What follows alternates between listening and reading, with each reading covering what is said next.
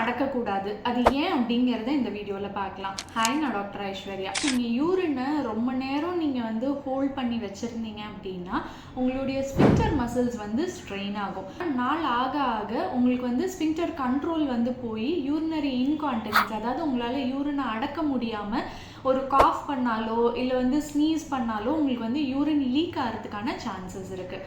ரெண்டாவதாக எடுத்துக்கிட்டிங்கன்னா, ரொம்ப நேரம் யூரின் பிளாடரில் தேங்கி இருக்கும்போது பாக்டீரியல் இன்ஃபெக்ஷன் ஜாஸ்தி ஆகிறதுக்கான வாய்ப்புகள் இருக்குது. ஸோ இதனால் பார்த்தீங்கன்னா உங்களுக்கு யூரினரி ட்ராக்ட் இன்ஃபெக்ஷன், அப்புறம் சிஸ்டைட்டிஸ், அதாவது பிளாடரோட இன்ஃபெக்ஷன், கிட்னியோட இன்ஃபெக்ஷன், ப்ராஸ்டைட்டிஸ், இந்த மாதிரியான நிறைய இன்ஃபெக்ஷன்ஸ் ஸ்ப்ரெட் ஆகிறதுக்கான சான்சஸ் இருக்குது.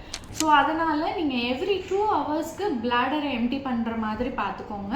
அதே மாதிரி நைட் ஒரு 7 o'clock மேலே நீங்கள் நிறைய தண்ணி குடிக்கிறத அவாய்ட் பண்ணிவிடுங்க. இந்த மாதிரி நிறைய யூஸ்ஃபுல்லான வீடியோஸ் பார்க்குறதுக்கு நம்ம பேஜை ஃபாலோ பண்ணிக்கோங்க.